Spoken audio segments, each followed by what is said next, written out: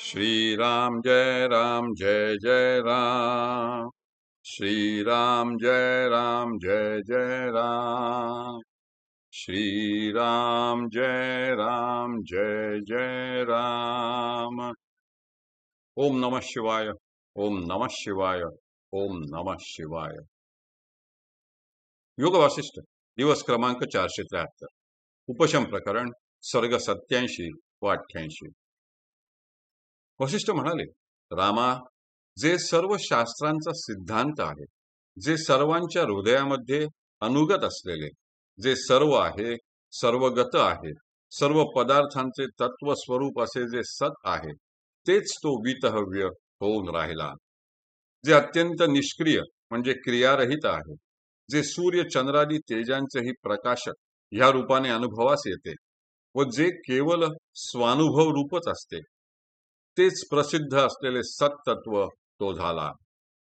जे स्वरूपतः एक असूनही उपाधी भेदांमुळे अनेक भासते, जे स्वतः निरंजन निर्लेप असूनही चित्ताच्या कर्तृत्व, भोक्तृत्व, सुखित्व, दुःखित्व इत्यादी धर्मांमुळे सांजन सलेपसे म्हणजे शुद्ध असून अशुद्ध वा कलुषित आणि निर्लेप असून लिप्त झाल्यासारखे असे आहे.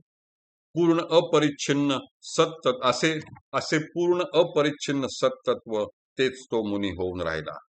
सारांश म्हणजे, राघवा, वीतहव्य मुनी अशा क्रमाने मुक्तांच्या दृष्टीने आकाश स्वरूपाहूनही ज्याची स्थिती निर्मल आहे, असा अज, अजर, अनादी, एक, अमल व निरुपाधिक सद्ब्रह्मरूप होऊन राहिला आणि बद्ध जीवांच्या दृष्टीने क्षणात ईश्वर होऊन आपल्या कार्यांच्या योगाने अनेक व सकल होऊन राहिला.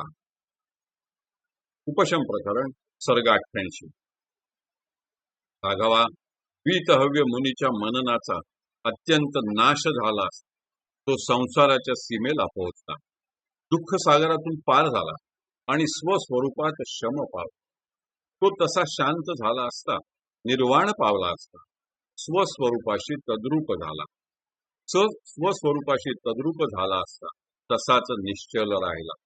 त्यामुळे हेमंत ऋतूमध्ये कमल जसे म्लान होते, त्याप्रमाणे त्याचा देह रसरहित होऊन म्लान झाला.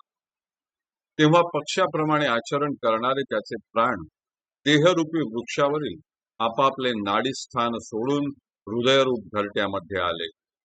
नंतर देहामधील प्राणादी सर्व भूत कार्ये पृथिव्यादी महाभूतातच एकरूप होऊन राहिली. आई बापांच्या पासून झालेला हाडामासांचा सापळा असा तो देह त्या वनातील भूमीवर स्थित राहिला. त्याच्या शरीरातील चित्कला चित्सागरात म्हणजे आपल्या व्यापक ब्रह्मस्वरूपात मिळून गेली.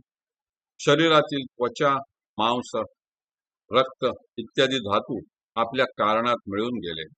सारांश म्हणजे, तो मुनी उपशम पावला असता सर्व काही स्वरूपात लीन झाले. हे राघवा, ही मी तुला वीतहव्य मुनीची अनेक विचारांनी शोभणारी विश्रांती अशी निर्वाण स्थिती सांगितली. तू ह्या स्थितीचे आपल्या बुद्धीने विवेचन कर. अशा प्रकारच्या रम्य व आत्मविचाराने दीप्त झालेल्या बुद्धीने तत्वाला जाणून त्याचे सार ग्रहण कर व त्याप्रमाणे वर्तन कर. राघवा, उठ. मी आता तुला जे सर्व वर्णन करून सांगितले, आता जे सांगत आहे व यापुढेही जे सांगेन, ते सर्व त्रिकालदर्शी व चिरकाल जिवंत राहणाऱ्या मी स्वतः पाहिले आहे, त्याचा विचार केला आहे व त्याचा अनुभवही घेतला आहे. यास्तव हे महाबुद्धिमान रामा, या शुद्ध दृष्टीचा आश्रय करून श्रेष्ठ ज्ञान संपादन कर. आत्मसाक्षात्कार रूप श्रेष्ठ ज्ञानानेच मुक्ती मिळते.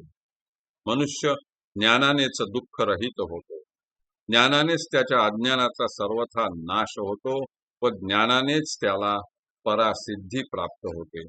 रामा, दुसऱ्या कोणत्याही उपायाने मनुष्य वस्तुतः कृतार्थ होत नाही. वीतहव्य मुनीने ज्ञानानेच सर्व आशापाश सर्व बाजूनी तोडून सर्व संस्कारांसह चित्तरूपी पर्वताला फोडून टाकले. ती वीतहव्य रूप संवित आपल्या हृदयात हृदयोपलक्षित ब्रह्मात या आमच्या जगालाच आपल्या संकल्प जगाच्या स्वरूपाने पाहती झाली. आमच्या इंद्रियांचा विषय होणारा वितहव्य आमचा मनोमात्र आहे. कारण आमचे मनच मी, तू, हे जगत अशा रूपाने भासमान होते. तेव्हा हे त्या मनाहून अन्य आहे व हे अनन्य आहे असे कसे म्हणता येईल? असो, त्या विवेकी वितहव्य मुनीला परमार्थाचा बोध झाला. त्याचे राग द्वेषादी दोष क्षीण झाले. तो अविद्या, काम, कर्म इत्यादी इत्यादी सर्व मल व इंद्रियांचे विकार यांच्या संसर्गापासून दूर झाला आणि श्रवणादी उपायांनी दीर्घकाल चिंतन करून संपादन केलेले स्वस्वरूपभूत अमल व अखंड मोक्षपद त्याला प्राप्त झाले आणि त्यामुळे तो शोकरहित झाला. हरि ओम तत्सत, हरि ओम तत्सत, हरि ओम तत्सत.